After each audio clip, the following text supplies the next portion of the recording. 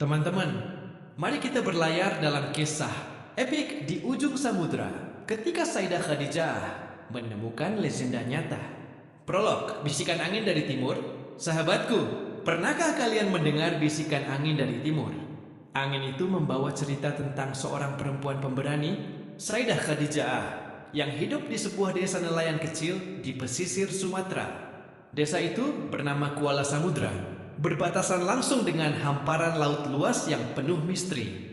Saidah bukan perempuan biasa. Ia memiliki mata setajam elang, hati sekuat karang, dan keberanian yang melebihi ombak di lautan. Sejak kecil, ia akrab dengan deburan ombak, bau garam, dan cerita-cerita tentang legenda laut yang diwariskan turun-temurun. Salah satu legenda yang paling sering didengarnya adalah tentang Mutiara Samudra, sebuah artefak kuno yang konon memiliki kekuatan luar biasa. Konon, Mutiara Samudra dapat mengendalikan ombak, mendatangkan rezeki berlimpah, dan bahkan menyembuhkan penyakit. Namun, mutiara itu disembunyikan oleh makhluk laut yang bengis, sang naga laut, di sebuah pulau terpencil yang disebut Pulau Seribu Karang. Mimpi dan pertanda. Suatu malam, Saidah bermimpi aneh. Dalam mimpinya, ia melihat seorang perempuan tua berambut putih berdiri di atas karang, memegang sebuah mutiara bercahaya. Perempuan itu berkata, "Saidah, engkaulah yang terpilih untuk menemukan mutiara samudra. Laut memanggilmu, dan legenda menantimu." Nah, ketika Saidah terbangun, ia merasa ada sesuatu yang berbeda. Ia merasa panggilan laut semakin kuat, dan hatinya dipenuhi tekad untuk menemukan mutiara samudra. Ia tahu ini bukan sekadar mimpi biasa, melainkan sebuah pertanda. Keesokan harinya, Saidah menemui Pak Usman, tetua desa yang dikenal bijaksana dan berpengalaman. Ia menceritakan mimpinya, dan Pak Usman mengangguk-angguk. "Saidah, mimpimu adalah petunjuk. Legenda mutiara samudra memang nyata, dan engkaulah yang ditakdirkan untuk menemukannya," kata Pak Usman. Pak Usman kemudian menceritakan lebih detail tentang Pulau Seribu Karang, tempat sang naga laut bersemayam. Pulau itu terkenal berbahaya, dengan karang-karang tajam dan ombak ganas. Namun Pak Usman juga memberikan petunjuk tentang cara menemukan pulau itu, mengikuti arah bintang. Utara saat bulan purnama, perjalanan menantang. Dengan berbekal perahu kecil dan keberanian, Saidah memulai perjalanannya.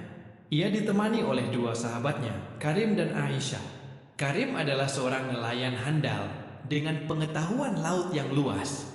Sementara Aisyah adalah seorang perempuan cerdas dengan kemampuan navigasi yang luar biasa. Perjalanan mereka tidak mudah.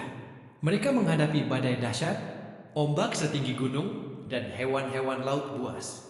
Namun mereka tidak menyerah.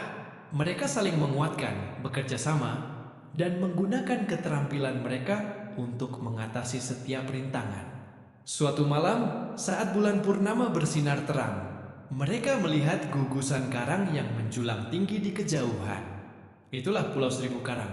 Hati Saidah berdebar kencang. Ia tahu petualangan yang sesungguhnya baru saja dimulai. Menghadapi sang naga laut, Pulau Seribu Karang ternyata benar-benar berbahaya. Karang-karangnya tajam dan berliku-liku, membuat perahu mereka sulit berlayar. Selain itu, mereka juga merasakan aura kegelapan yang kuat, seolah-olah ada makhluk jahat yang mengawasi mereka. Tiba-tiba, dari dalam laut muncul seekor naga raksasa. Tubuhnya bersisik hitam mengkilap, matanya merah menyala, dan mulutnya menganga lebar, siap menelan mereka. Itulah sang naga laut, penjaga mutiara samudra. Saidah, Karim, dan Aisyah tidak gentar. Mereka menggunakan semua kemampuan mereka untuk melawan sang naga laut. Karim melemparkan tombak-tombak tajam. Aisyah menggunakan kompas untuk menghindari serangan naga. Dan Saidah dengan berani melompat ke punggung naga dan berusaha melumpuhkannya. Pertarungan berlangsung sengit. Sang naga laut sangat kuat dan mereka hampir kewalahan. Namun Saidah teringat pesan dari perempuan tua dalam mimpinya. Gunakan hati yang tulus dan keberanian yang murni. Dengan sekuat tenaga, Saidah menusukkan tombaknya ke jantung sang naga laut. Naga itu mengaum kesakitan dan akhirnya tumbang. Saat naga itu tumbang, Sebuah cahaya terang muncul dari dalam mulutnya. Itulah mutiara samudra. Kekuatan mutiara samudra. Saida mengambil mutiara samudra dan merasakan kekuatan luar biasa mengalir dalam dirinya. Mutiara itu memancarkan cahaya hangat yang menenangkan, seolah-olah menyembuhkan luka-luka mereka. Dengan kekuatan mutiara samudra, mereka berhasil menenangkan ombak dan menyingkirkan karang-karang tajam. Membuat perjalanan pulang mereka menjadi lebih mudah. Ketika mereka kembali ke Kuala Samudra, seluruh desa menyambut mereka dengan sukacita. Saida menggunakan kekuatan mutiara samudra untuk membantu desanya. Ia menyembuhkan orang-orang sakit, mendatangkan rezeki berlimpah bagi para nelayan, dan melindungi desa dari bencana alam. Mutiara samudra menjadi simbol harapan dan kebaikan bagi seluruh desa. Epilog Legenda yang Abadi. Sahabatku, kisah Sayyidah Khadijah dan Mutiara Samudra menjadi legenda yang abadi.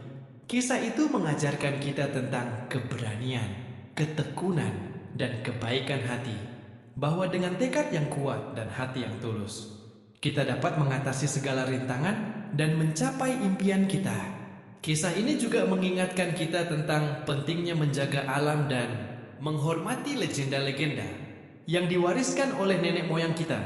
Karena di dalam legenda terdapat kearifan dan kebijaksanaan yang dapat membimbing kita dalam menjalani kehidupan. Pesan moral, konek keberanian dan ketekunan adalah kunci untuk mencapai impian. Kebaikan hati dan ketulusan dapat mengalahkan kejahatan. Alam menyimpan kekuatan yang luar biasa dan kita harus menghormatinya. Legenda dan cerita rakyat mengandung kearifan yang berharga. Kerjasama dan persahabatan adalah kekuatan yang tak ternilai.